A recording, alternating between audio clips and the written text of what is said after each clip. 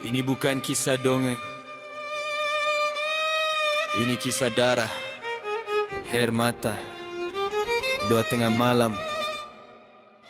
Kalau kau tanya siapa aku, inilah story of my life.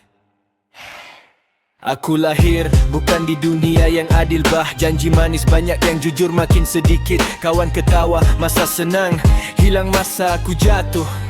Terus sunyi sepi aku belajar awal manusia boleh berubah.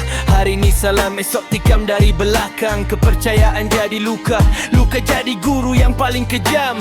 Aku jalan gelap bukan sebab aku suka, tapi cahaya selalu padam bila aku perlukan. Dalam sesak dada aku tanya diri, Tuhan aku ni salahkah atau cuma diuji? Ini story of my life, bukan cerita palsu. Jatuh bangun aku simpan, tak semua aku luas lalu. Dikhianati, diuji, tapi aku masih berdiri. Sebab Tuhan tak pernah tinggal walau dunia pergi. Ini story of my life. Luka jadi saksi, iman aku koyak tapi tak pernah mati. Kalau aku jatuh lagi aku bangun perlahan. Sebab harapan aku sandar bukan pada manusia tapi Tuhan.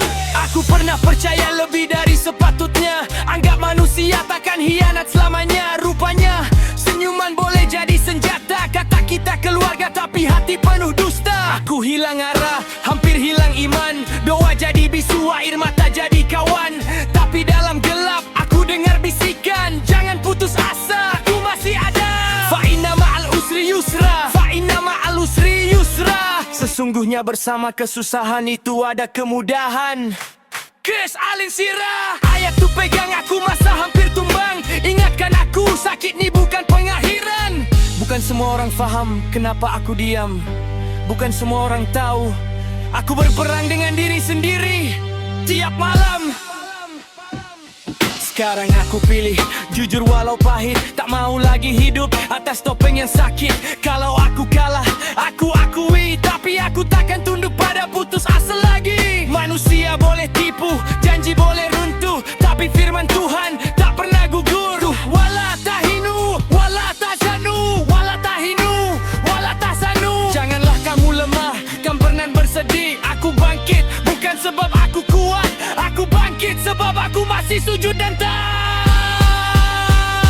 Ini story of my life. Pofru parut dan dosa, aku jatuh berkali-kali tapi masih cari cahayanya. Dunia ajar aku benci, Tuhan ajar aku sabar dan kembali. Ini story of my life. Aku tak malu cerita sebab luka ni yang bawa aku dekat dengannya. Kalau kau rasa hancur, dengar suara ni, kau belum kalah selagi kau masih percaya.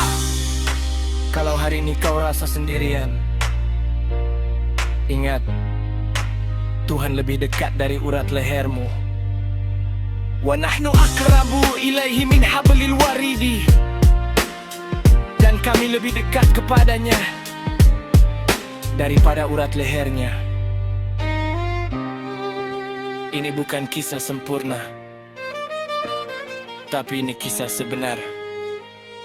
Inilah story of my life.